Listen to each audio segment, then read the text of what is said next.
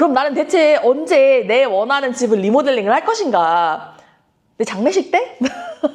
안녕하세요, 둘셋이들. 하나언니입니다. 다들 황금 연휴 잘 보내셨나요? 한국에 있는 제 친구들은 연휴에 해외여행도 가고 그랬다고 하는데 네덜란드도 올해는 나름 황금 연휴였어요. 한국은 5월 5일이 어린이날 슬래시 부처님 오신 날이었는데 여기는 그 메모리얼 데이라고 해서 그 월요일까지가 토일월 이렇게 해서 좀 긴 연휴였는데 이게 2차 세계대전에서 독일 나치로부터 해방된 걸 기념하는 그런 날인데 한국으로 치면 광복절 같은 그런 기념일인 거예요. 근데 이 5월 5일이 매년 공휴일이 아니고 5년마다 한 번씩 돌아오는 공휴일인 거예요. 그래서 어이가 없는데. 그래서 이게 5년 주기로 돌아오기 때문에 2025년에 한 번 쉬었잖아요. 그래서 2030년에 또 쉽니다. 5년 뒤에 다시 봅시다. 빠이. 이건 너무한 거 아니냐고 진짜. 또 이 네덜란드 공휴일 이야기를 좀 하면은 또 3,000%로 셀 수 있기 때문에 다시 이렇게 붙잡고 돌아와 보자면 이렇게 썸네일 보고 들어와서 아시겠지만 오늘은 제가 왜 이렇게 네덜란드에서 리모델링을 결심했는가에 대한 이야기를 좀 해보려고 해요. 그래서 오늘은 왜 내가 하필이면 네덜란드에서 리모델링을 하게 되었는가. 왜냐면 제 블로그나 유튜브를 오래 보신 분들은 아시겠지만 제가 한참 영상 찍어 올릴 작년에 얘기했잖아요. 해외 산지 19년 차라고. 그렇다면 올해는 20년 차입니다. 그래서 아시는 분들은 아실 테지만 이거 다시 이게 한번 짚고 넘어가자면 저는 해외 생활을 올해가 지나면 정확하게 20년을 한 사람이 돼요. 그래서 올해가 지나면 저는 해외에서 지낸 시간이 한국에서 지낸 시간보다 더 길어지는 그런 상황이 되는데 이렇게 중간중간 한국을 들어간 적도 있어요. 근데 그거는 대부분 비자 만료가 돼서 자이가 아닌 타이로 들어가게 되었던 거고 어쨌든 나는 2005년부터 여기저기를 돌아다니면서 살았던 사람이란 말이죠. 그러니까 일단 짧게 살아봤던 나라까지 합치면 그러니까 비자를 받아봤던 나라랑 이게 그 파견 근무로 잠깐 짧게 갔었던 나라들이 있어요. 그러니까 그런 짧은 체류까지 합치면 8개국에서 살았었고 현재까지도 해외에서 거주 중이잖아요. 그래서 대부분의 사람들이 이게 결혼을 하고 나서 집을 거의라고 하면 좀 그렇긴 한데 집을 구매하시는 분들은 거의 결혼을 하고 나서 집을 구매하는 경우가 많잖아요. 그러니까 그런 분들하고는 좀 상황이 다르게 나랑 토마스는 결혼하고 한 7년 차쯤에 그 네덜란드에서 처음으로 집을 매매를 하게 된 거예요. 원래는 내가 네덜란드 집 월세 얘기랑 그 매매 이야기를 하려고 했는데 이것도 밀렸어요. 네덜란드 부동산 얘기도 진짜 할 얘기가 진짜 많거든요. 제가 또 3,000%로 빠지기 전에 다시 오늘의 주제로 돌아오도록 하겠습니다. 그래서 아무튼 그렇게 해외를 돌아다녔고 월세를 살았었는데 솔직히 말하면 나랑 토마스는 둘 다 되게 덤덤형 인간이어가지고 그냥 대충 있는 거 잘 정리해서 살자 이런 스타일이란 말이에요.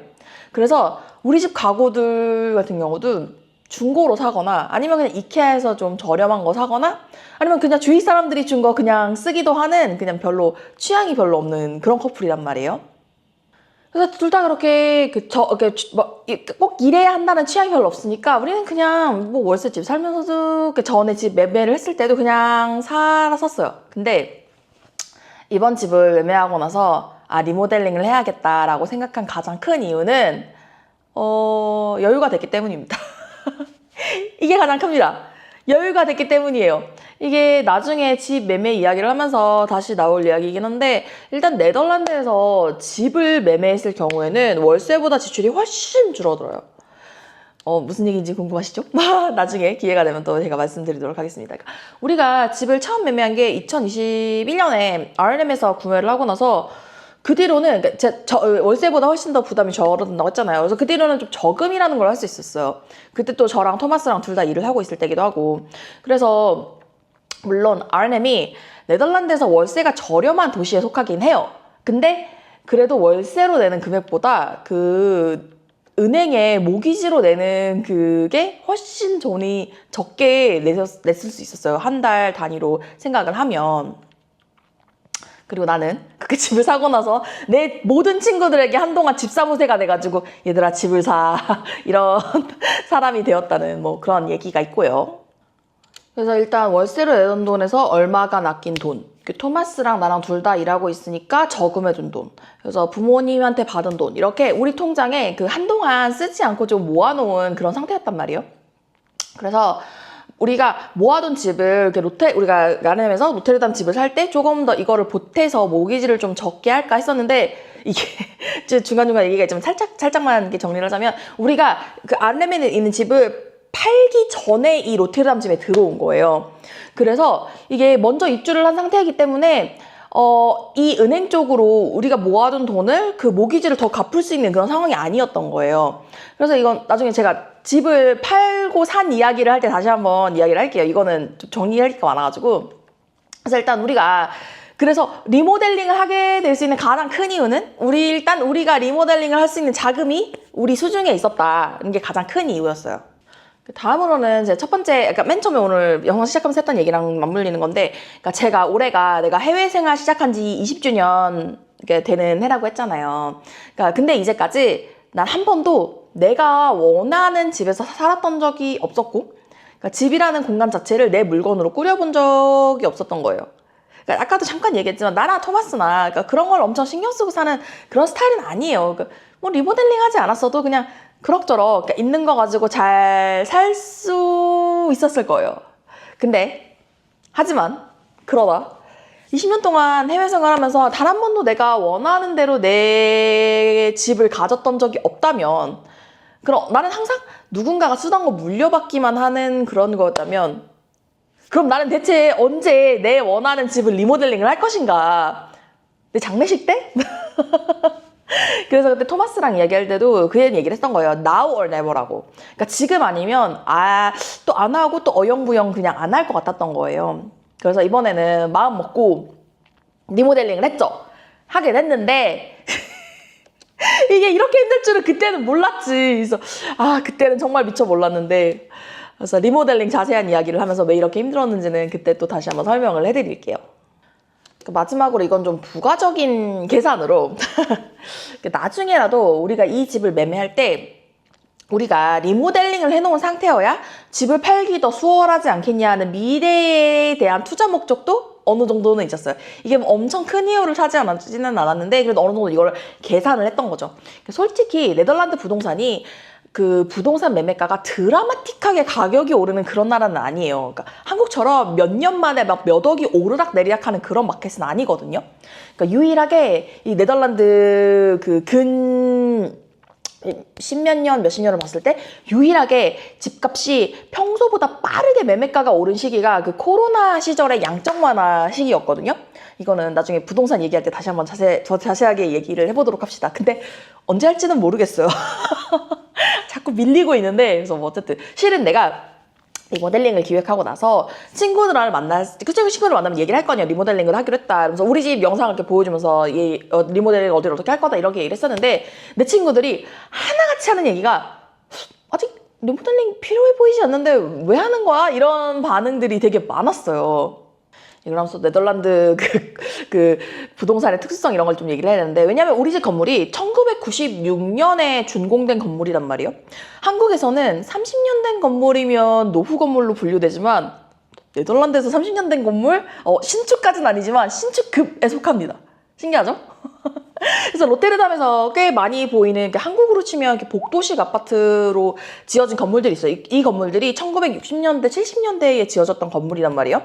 그러면 이제 좀 그래, 이 정도 됐으면 좀 나름 오래된 주거 건물이구나라고 분류하기 때문에 우리 집 정도면 1996년 준공이면 오래된 건물에 포함되지 않는 거예요. 그래서 물론 이거보다 더 길게 예전에 지어진 건물들도 있고 2차 세계대전 종전 이후로 지어진 건물도 있고 하니까.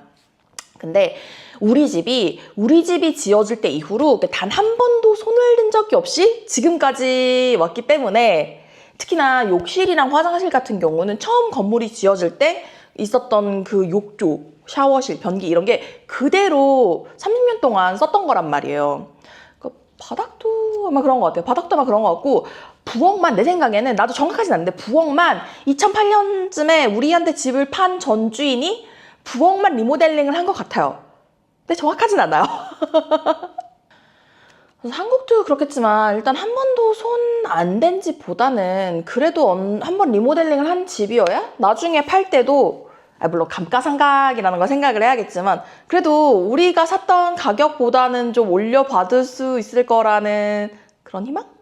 왜냐면 감가상각을 생각해보면은 우리가 리모델링에 들인 돈만큼 회수를 한다. 이거는 좀 불가능하다고 생각을 하고 대신에 그래도 어느 정도 우리가 집을 거래를 할 때 이렇게 했으면 조금 더 우리가 샀던 가격보다는 괜찮은 가격을 받을 수 있지 않을까라는 뭐 이런 생각이 좀 있었습니다. 아마 여기까지 들으신 우리 두세시들을 생각할 때 과연 우리는 리모델링에 얼마나 돈을 썼는가 이게 가장 궁금하실 것 같은데 만약에 이게 궁금하시다면 구독, 좋아요, 댓글로 알려주세요. 제가 다음 영상을 최대한 빨리 만들어 보도록 하겠습니다. 왜냐면 제가 다음 영상으로 준비를 하고 있는 게 그 리모델링 얼마 들였는지 그 리모델링 기간하고 리모델링이 얼마를 썼는지 그런 얘기를 좀 자세하게 해볼 생각이니까 궁금하시면 구독, 좋아요, 댓글로 관심을 보여주세요. 원래는 이게 이렇게 길어질 이야기가 아니었는데 언제나 그렇듯이 또 썰을 풀다 보니까 또 이렇게 늘어났습니다. 재미있게 봐주셨으면 좋겠고 나름 관심이 가는 소재일까? 아니 실은 영상을 만들면서 항상 생각을 하는 게 여러분이 뭘 좋아하는지는 나는 잘 모르겠거든요. 그래서 일단은 지금 보시면 화각도 약간 좀 바뀐 것 같잖아요. 제가 지금 어떤 화각이 좋을까, 제 보기 편안할까 이런 거 생각하면서 제가 여기저기 좀 돌려보고 있거든요. 그래서 일단 노력하고 있다는 거 좀 알아주셨으면 좋겠으면서 그래서 오늘 영상도 재미있게 봐주셨으면 좋겠네요. 그러면 오늘의 영상은 여기까지. 다음 영상에서 만나요. 안녕!